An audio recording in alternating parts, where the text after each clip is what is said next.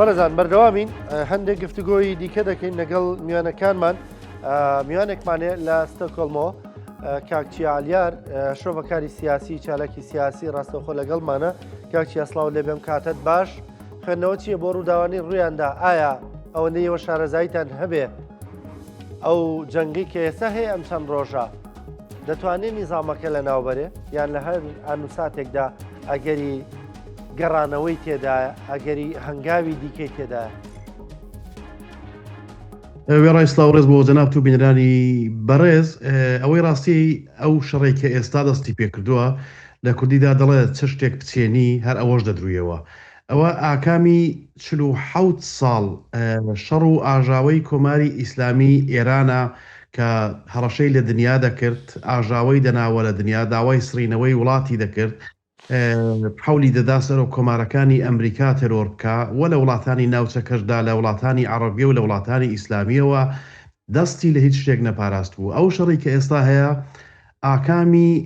ئەو 47 ساڵەیە کە کۆماری ئیسلامی لە ڕێگای خۆی لە ڕێگای ئەو گروپە نیابەتیانەی کە پێیان دەڵێن لە تقریبەن هەموو ناوچەکەدا حیزبوڵای لوبنان و حەماس و هەشتی شعبی و لە ڕێگای ئەوانەوە کە سازی کرد بوو ئاژاوەی دەناوە دێ هەویست دنیا تێکدا بۆیە ئەوەی کە ئێستا ڕووی داوە دنیا گەیشتۆتە ئەو ئاستەی کە کۆماری ئیسلامی ئیزنی پێنەدا چیدی کە بەو شێوەکارە دەستێوەردان لە وڵاتاندا بکە و بێگومان ئەوەی کە ڕووی داوە لە ئاکامدا بەرەو ئەوە دەچێت کە کۆماری ئیسلامی ئێران ڕووخابێ و ئێستا تقریبان ڕووخاوە ئێستا سیستمێکی نەماوە ڕێبەرایەتیەکەی نەماوە بەشێکی زۆر لە ئەو کەلوپەلانەی کە هەی بوو نەماوە هێزی دەریایەکەی نەماوە بەڵام دەتوانین لە درێژەدا باسی بکەین. باشە کاکچە کەواتە بە ڕەنگە وەکو کوردێک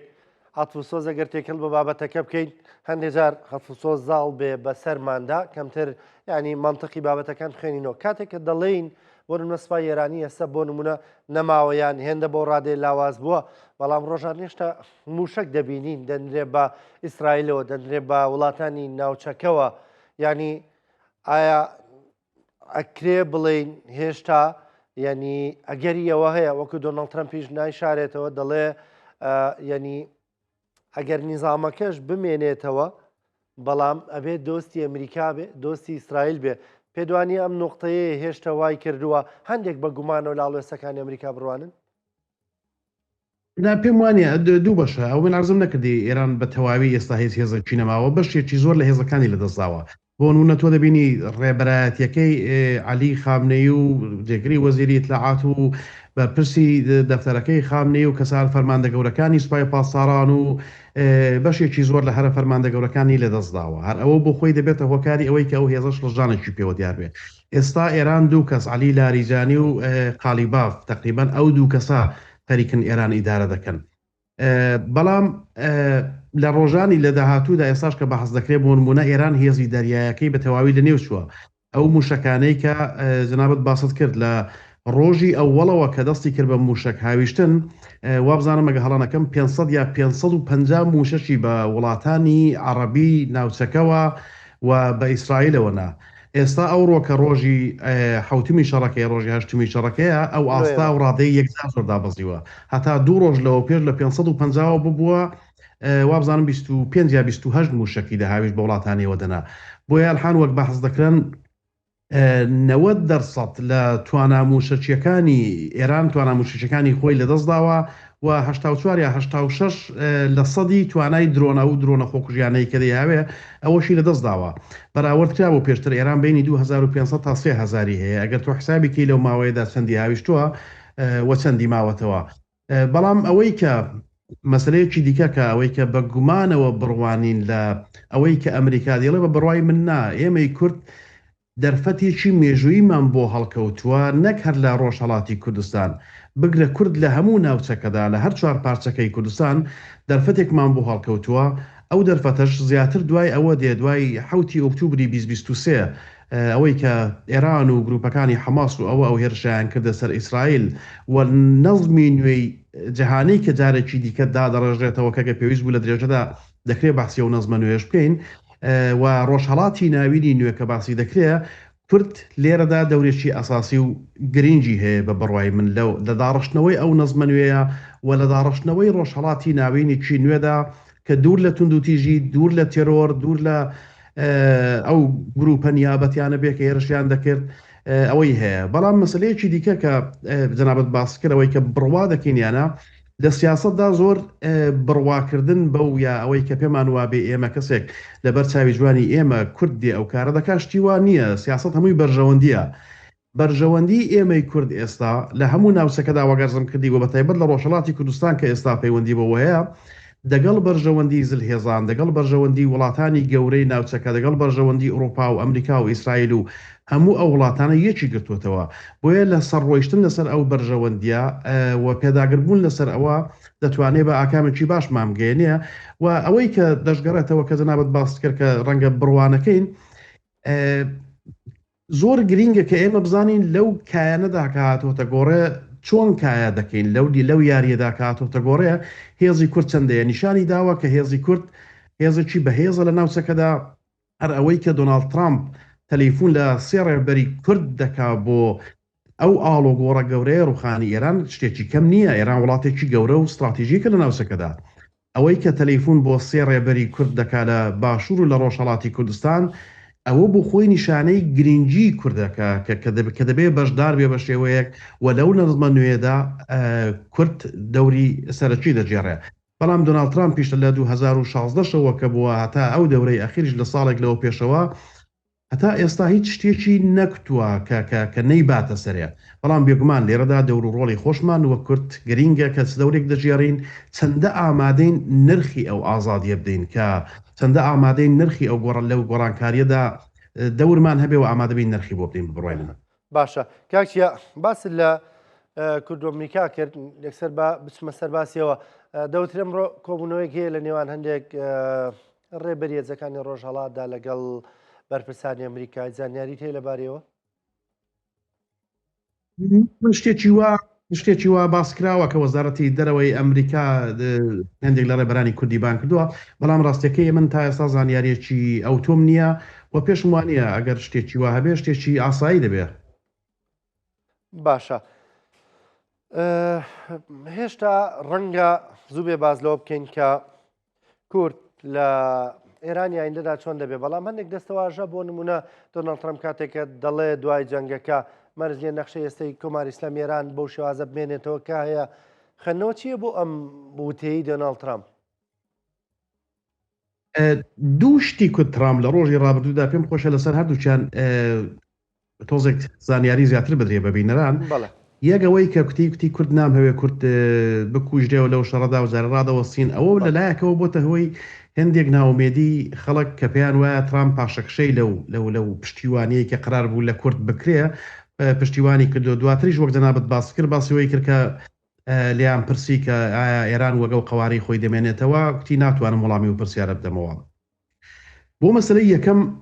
ئەوەی کە دەڵێ کورد پێم خۆش نییە بکوژێن و کوردم خۆش دەوێ و جارێ دەبێ ڕاوەستین دوو شتەیەگەیمە چاولەکەین لە کاراکتێری شخصیەتی ترامپ بۆمان دەکەوێتکە لە کاتی وتووێژەکاندا لەگەڵ ئێران چ لە جاری پێش لە هاوێنی ڕابردوودا لە مانجی شەشدا کە ئیسرائیل لێیدا وەچە ئەو سەفەرەکە لێیدا ڕێک لە کاتی وتوێژدا بوو بەشێکەیە پێی دەڵێن عملیاتی فریودان ینی تۆ دژمنەکە دەبێ فریودەی دژمن نابێت دەستی تۆ بخوێنێتەوە و ترامپ لەو شتەدا ئوستادی ئەو کارەیەکە بەوەی کە هەر ڕۆژە شتێک دەڵە هەر ڕۆژە قسەیەک دەکا سەر لە نارەکە و لە دژمنەکەی خۆی دەشێوێنێکە بەڕاستی نازانێت چی دەوێت هەر ئەو سەفەرە حوتوی پێشکە لەیدرا قرار بوو ڕۆژی پێشەمەکەی دیسان دانیشتەکان بەردەوام بێتەوە کە ڕۆژی شەمەکەی دیتمانکە لێیدا بۆیە بە بڕای من ئەوە دووشتە یا ئەوەیە کە بەڕاستی لە بەشی یەکەمدا ئەوەیە کە ترامپ دەهێوەدی سانجارێکی دیکە ئێران فریوداتەوە نەزانێت دەکا ئێران دڵی تۆزێک خۆش بێ چونکە ئێران زۆرتر ساوە ئێستا لەوەی کە هێزی کورد دێتەوە سەر و کۆمار و علی لاریجانی و ئێستا بەردەوام باسی کورد دەکەن تازە و بیریان هاتووەتەوە کە کورد خەباتێکی هەیە وەک ئەوەی کە کێشەیەکی بنەماڵەیژن لێک هەڵگرتنمان هەبوو بێ سەر و کۆماری ئێران باز دەکات دەڵێ ئەگە گلەیەکیشمان هەبێ پێکەوە چارەسەری دەکەین گلەیەک کە 47 ساڵە هەموو ڕێبەرانی ئێمەتان شەید کردووە بە نەچینە سەر ئەو باسە دوور و درێژی بکەینەوە بەڵام لە بەشی دووهەمدا کە دەڵێ بە بڕای من ئەوە زۆر گرنگە کە گارانتی و تەزمینی ئەوە نادا کە ئێرانەوە خۆی بمێنێتەوە ئەمن پێشتری ساڵ و نیوێک لەوە پێش باسم کردووە لە پادکەستێکدا کە ئەمە لە دوای حوتی ئۆکتۆبری 2023 ئەو وڵاتانە بە بڕوای من هیچیان بەو قەوارەی کە هەیانە نامێنێتەوە. ئێران وڵاتێکی گەورەیە لە لەحاظ استراتیژیکەوە لایەکی لە کاسپیان و لە خەلیجی لە دەریای خەزەرە لە سەرەکەی دیکەی لە خەلیجی فارس و ئەوەیە. ئەو وڵاتە گەورەیە دەتوانێت هەمیشە مەترسی بێ بۆ سەر بەرژەوەندی وڵاتانی هەم ناوچەکە هەم وڵاتانی دنیا. ئەگەر تۆ دەدای بنێ سیستمەکەشی بگۆڕێ کۆماری ئیسلامی کە ئێستا دژمنایەتی لەگەڵ هەموو دنیا دەکا و سیستمە بگۆڕێ و سیستمیشی دیکەش بێ دیسان ئەو وڵاتە دەکرێت ئەگە بکەوێتە بەرەی رووسیا و بەرەی چین و ئەو وڵاتانەی دیکەوە دیسان زەربە لە بەرژەوەندیەکانی ڕۆژاوا بدا. بۆیە بە بڕوای من لە مێژە ئەو بەحسە هەبووە لە دەرەوە لە سیاسەتی ئەمریکادا لە 2010 و 2011 و ئەوانەوە دکتۆرینی سیاسەتی دەرەوەی ئەمریکا ئەویان باس کرده بوو بەحسێکی وە هاتبۆ گۆڕێکە ئەگەر ئێران بکرێ بە 5 وڵات 4-5 وڵات ئەو نەتەوانە لەوێ ئەو وڵاتانە بچووکانە هەموو سەر بە ڕۆژاوا دەبن و هیچیشان ئەو مەترسیە گەورە نین کە هەڕەشە لە ئیسرائیل بکەن هەڕەشە لە بەرژەوەندەکان بکەن دۆرگەی هۆرموز ببەستن لەوێ ئابووری بەشێک لە ئابووری جیهانی پێدادێ. بۆیە بە دووری نابینم جارێ زووە پێشببینی ئەوە بکرێت دەبێ بزانین ئاکامی شەڕە کەسی لێ دێتەوە بەرەو چۆ دەڕوات لایەن هەیە کێس دەگرن لەوێدا. بەڵام بە بڕوای من لە کۆتاییدا بەرەو ئەوە دەچین من وای دەبینم کە لە ئاکامی شەڕ و کێشەیە کە ساز دەبێ بەرە ئەوە بڕوە. باشە کاکچێ بە بڕای تو ینی هەم بەدگومانیەی کورد بۆ ئەمریکا لە چێوە سەرچاوی گردووە کاتێککە بە مێژوودا دەچینەوە کوردیانی مێژوویەکی لە دۆستایەتی هەیە و ئەمریکا ئەم پارچەی باشووری پاراستووە ئەوە لە ڕۆژاوە پارچێکی ینی جۆرێک لە خودت بەڕێوبەری بۆ ئەوێژ نەزم کردووە لانی کەم دەی پارێزێ ینی ئەمە لە چیوە سەرچاوی گرتووە جارجار ئەو لێدوانانەمان بەگوێدا دەدەنەوە بۆ منە لەم ڕۆژانەدا زۆر تەرویج بۆ قسەی ئەلێکساندەر دۆگین دەدرا ئەوە دیسان و ئەمریکا دەوێت کوردەکان بخەڵەتێنێتەوە ینی ئەم جۆرە لێدوانانە بۆ زۆر ڕەواجی پێدەدرێت لە نێو کۆمەڵگی ئێمەدا کورد بە گشتی ینی نەک لە یەک پارچەی دیاریکراویش. ئەو لێدوانانە دوو بەشە بەشێکی ئەوەیە کە ئیسلامی سیاسی دەیکا بەشێکی ئەوەیە کە چەپەکان دەیکەن. تۆ تەوەجو فەرموو عینی وەک جەنابەت باس کرد ئەمریکا وەکتمان سیاست بەرژەوەندیە ئەمریکا نە لە بەر کورد هاتووە ئەو شتێک کە دەیڵێنەوە لەبەر چاوی جوانی کورد ناتوو بێگومان وایە بەڵام باشووری کوردستان بە پشتیوانی ئەمریکا نەبایە ئەو دەستکەوتەی کە ئێستا هەمانە لە باشووری کوردستان قەت بمان جێبەجێ نەبوو بە ئێستاشەوە هەتا ئەو ڕۆژ لە ڕۆژاوای کوردستان جەنابەت باست کرد لە هەموو ناوچەکەدا ئەتۆ بەبێ ئەمریکا وەک یەکەم هێزی دنیا ناتوانانی کارێکی وا گەورە بکەیت ئەگەر ئێمە ئەو خەونە گەورەی کوردمان دێ و دەمانەوێت بەرەو ئەو ئازادیە بڕۆین نامان هەوێ بەڵام بەشێک لە وەگەرزم کردی ئیسلامی سیاسی و بەشێک لە چەپ بەردەوام تەبلیغاتی ئەوە دەکەن کە ئەو تەبلیغاتە لە ماوەی 47 ساڵی ڕابردووشدا بۆ نمونە لە ئێران کراوە پێشی زۆر ڕێکەوتن گیراوە کە تۆ دەگەڵ وڵاتانی ڕۆژاوایی بیکەی یەکسەر ئەویان لێدەدایکە ئەوە تۆ ئەمپریالیزمی و ئەوە تۆ نازانم چەند ملیار دلارت لە ناتۆ وەرگرت و وەک شتێکی جەنایەتێکت کرد بێ لە حاڵێکدا بەرژەوەندی منی کورد لە هەر چۆدا بێ بەرژەوەندی منی کورد سەروی هەموو ئیدۆلۆژیەکە ئەوە سیاسەتی دنیا ئەوەیە تۆ بۆ نمونە ئێستا تەماشاکە بەشێک لە چەپەکان کاتێک کە لە ڕۆژاوای کوردستان ئەمریکا پشتیوانی کورد دەکا یا پشتیوانی ناکا لە مەقەدێکدا دەگەڕێتەوە هەموو دەنجیان لێبەرز دەبێتەوە کە دەبێت پشتیوانی کورد بکرا داوا دەکەن کە پشتیوانی کورد کاتەوە و بەردەوام بێ ئەو چەپانە بەڵام کە مەسەلەکە دێتە ڕۆژهەڵاتی کوردستان چونکە بەرژەوەندی چەپ لەوێدا زۆر بەهێز نییە شتەکە ڕێک بە پێچەوانە دەکەنەوە نامە دەنووسن کە نابێ ئەوە بکرێ نابێ ئەمریکا پشتیوانی بکە ناکرێ بڕوا بە ئەمریکا بکەی بە بڕای من وەگەزم کردی بەرژەوەند مەسلەی سیاسی ئێمە لەوە چۆتە دەرێ کە ئێستا فریوی ئەو جۆرە تەبلیغاتانەی چپ و ئەوە بخۆین ئێمە دەبێت لە بەرژەوەندی خۆمان دابێەوە بەخۆشیەوە بێت لە بەرژەوەندی خۆمان بکەینەوە بەخۆشیەوە ڕێبەرانی کورد هەتا ئێستا زۆر باش دەگەڵەوە چونتە پێشێ و هیوادارم لە داهاتوودا هەروە یەکدەنگ و یەکگرتو بچینە پێشێ و بەرژەوەندی خۆمان لە پێش هەموو ئیدۆلۆژیەکی چه ئاینێ بێ چه ئیدۆلۆژی چەپ و سۆسیالیزم ئەوانەوە بێ کاکچیە ئەوەی کە دەڵی ئیسلامی سیاسی ینی بەشێکە لەو تەری سوێدانە چ بەرژەوەندێکی لەمەدا هەیە ینی لەم ژایەتیەدا هەیە پرسیارێکە دێتە پێشوانی بۆ نمونە حەماس ئێستا ڕەنگە باشترین فرسەت بێ بۆی کە ئیسرائیل ئێستا بۆ نمونە بە قەولی هەندێک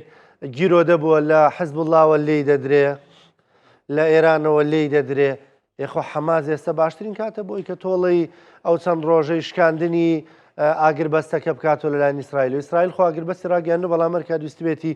بردومانیشی کردووی گوێی بەوە نەداوە. حەماس مەسەلەن ئێستا وەکو بەشێک لە ئیسلامی سیاسی هیچ جوڵەیەکی نییە، خۆی بێدەنگ کردووە. ینی ئەمانە لە چیوە سەرچاواگرن؟ ئەوە دەبێت پرسیارەکە باشەکە کە لە ئیسلامی سیاسی پێبزانی بەرژەوەندیان لەکوێدایە، بەڵام ئەوان خوێندنەوەی بۆ بکەین. بەڵێ خوێندنەوەی ئەگەر خوێندنەوەی بۆ بکەین، ینی بۆ نمونە ئیسلامی سیاسی کە وا دەڵێ لە چیوە سەرچاوی گردووە دەوێت ئەمریکا وەکو شەیتانی ئەکبەر و ینی ئاوها وێنە بکە. بێگومان ئیسلامی سیاسی و چەپ ئەو بەرژەوەندیان هەمیشە پێکەوە هەبووە لە تاریخدا، ئەو قازانج و بەرژەوەندیان پێکەوە هەمیشە هاوتەریب بوون لەسەر دژمنایەتیکردنی ئەمریکا و ئەوە. ئەگە تۆ جەنابەت بە دروستی باشت کرد، بۆ نمونە ئێستا حوسیەکان حەماس بێدەنگە لەلایەکەوە، لەلایەکی دیکەوە حوسیەکان لە یەمەن کە باڵێکی بەهێزی ئێران بوون، بەڵام هاوکات ناسیۆنالیزمی یەمەنیشیان تێدا بوو، ئێستا ئەوانیش بێدەنگن. خوێندنەوەی ئەوان خوێندنەوەیەکی دروسترە لە وەزعەکە. دەزانن کۆماری ئیسلامی بەرەو نەمان دەڕوا خەریکن خۆیان دەگەڵ ئەو دۆخەی تازە کە دێتە گۆڕێ، ئەو نەزمە نوێی کە دێتە گۆڕێ، ڕۆژهەڵاتی ناوینیە کە دێتە گۆڕێ، خۆیان دەگەڵ ئەوە بگونجێنن. بەڵام بەداخەوە لەو بینەدا ئیسلامی سیاسی کورد و چەپی کورد بەتەمانیە خۆی دەگەڵ ئەوە بگونجێنێ کە بە بڕوای من ئەوە زەرری تێدا دەکەن، بخۆیان زەرری تێدا دەکەن لە داهاتوودا، چونکە مانەوەی کۆماری ئیسلامی ئێران تازە وەک لە باشوور دەڕەن مستەحیلە تازەش نامێنێتەوە. زۆر باشە. کاکچیا کەواتە کەمێک بینەوە سەر باسی جەنگەکە بەڕای تۆی کە شارەزابیان نێک دەڵێن جەنگەکە گەر درێژخایەن بە ئیسرائیل و ئەمریکا ویان نایەنوێت درێژخایەن بێ، بەڵام ئێران دەیەوێت درێژە بکێشێ، درێژ مەودا بێ و جەنگی زەمینی دەست پێ بکە. دەڵێن جیڕە درێژە لەمەدا ڕەنگە بتوانێت سەرکەوتوو بێ یان لانی کام ئیسرائیل و ئەمریکا گیرۆدە بکە لە نێو خاکەکەی بەرەو جەنگی ناوخۆیی بەرێ. کام سیناریۆی نزیکە کورد مەودا یان جەنگەکە درێژ دەبێ؟ بێگومان کۆماری ئیسلامی دەیەوێت شەڕەکە بکاتە شەڕێکی نێوخۆیی، دەیەوێت شەڕی نێوخۆیی سازکە، ئەوانەی هەموو دەبێت، بەڵام ئەمریکاش و ئیسرائیلیش و ئوروپاش نایان هەوێ و وڵاتانی عەرەبی ناوچەکەش نایان هەوێشتەکە بەو شێوەیە بێ. بە بڕوای من یەکەم شوێن کە ئازاد دەبێت کە ئێستاش بەحسی دەکەن ڕۆژهەڵاتی کوردستانە کە بەحسی وە دەکەن کە دەبێتە نۆرماندی، وەک نۆرماندی یەکەم شوێن دەبێت کە ئازاد بێ. لەوێڕا لە ڕۆژهەڵاتی کوردستانەوە هەموو ئێران شوێنەکانی دیکەی ئێران ئامادەکاریان بۆ دەکرێت. هەندێک لە نوگروپ هەن لە نەتەوەکانی ئێران بە تایبەت لە بەلوچەکان لە عەرەبەکان لەلای ئاهوازەوە و هەندێک گروپی دیکەی ئێرانی کە ڕەنگە هێزی چەکداریان هەبێ ئەوانە چەکدار بکرێن و کۆماری ئیسلامی ڕادەماڵدرێ. هەر ئێستا هێرشەکان ئەگە تۆ زەینماندابێتێ لە ڕۆژهەڵاتی کوردستان بە تایبەت، ینی بڕوان پێ بکە لە بنکەی وا دەدا کە بنکەیە کە ڕەنگە 15 کەسی تێدابێ ڕەنگە بە سێ پێشمەرگە و بنکەی ئێران یا سوپای پاسەران بژیرێ، بەڵام تیارەی ئیسرائیلی دەبینی ڕێگلی دەدا لە حتا لە گوندەکان، نەک بنکە گەورەکانی لە شارەکان و پادگانەکان و ئەوانە. بۆیە ئەوە هەموو زەمینەی ئەوەیە پاکردنەوەی ڕژیمە لەوێدا. پێم وانە شتەکە بەو شێوەیە بگاتە شەڕێکی درێژخایەن ئەوەی کە ئێران دەی هەوێ، چونکە یەک مەسلەی دیکەش کە زۆر گرینگە ئێستا بەرەبەرە بێزگە لە ئیسرائیل و ئەمریکا وڵاتانی عەرەبی کە دڵنیام لە بنەوە لە شەڕەکەدان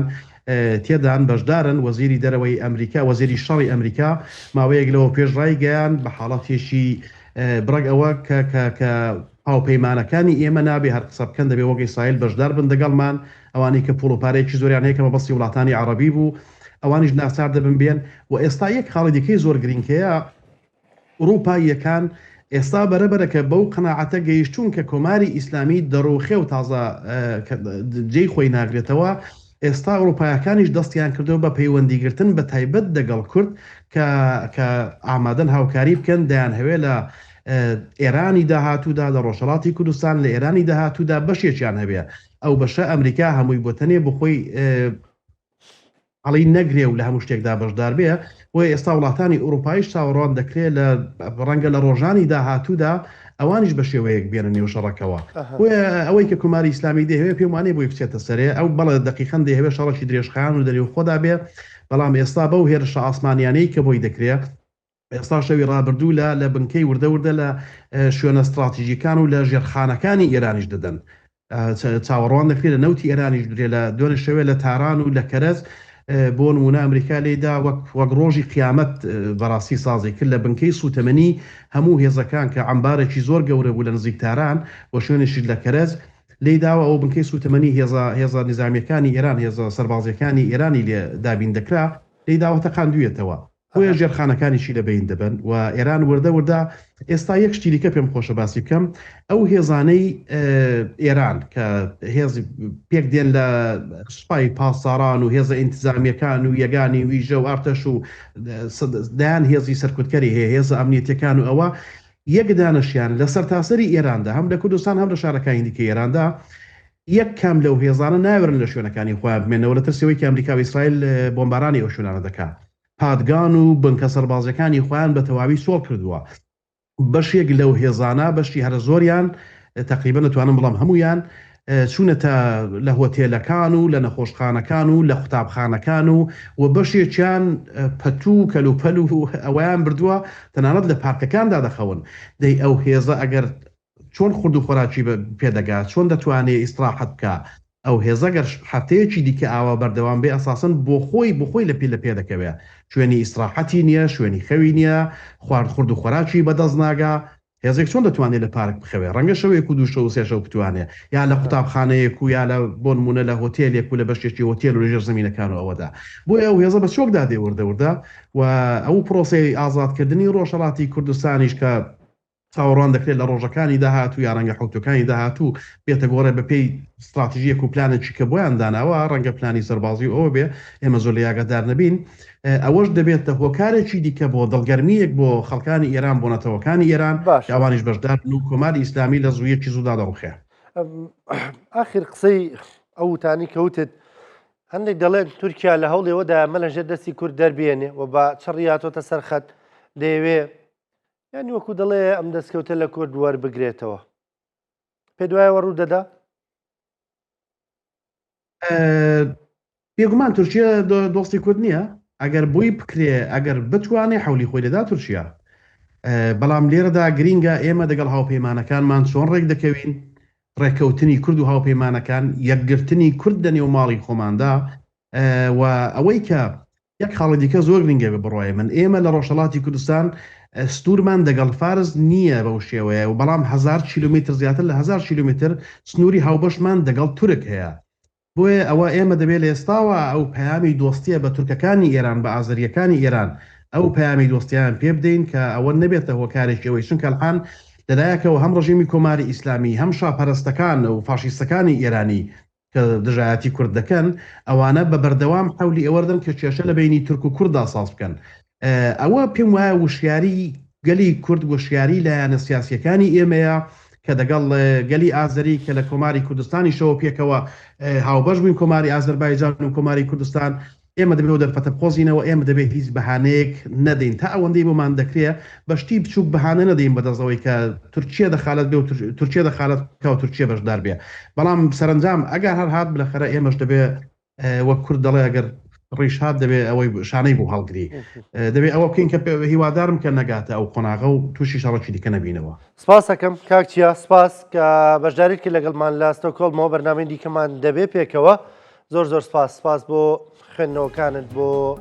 جەنگەکە بۆ قسمە ڕووی خوێندنەوەکانت سپاس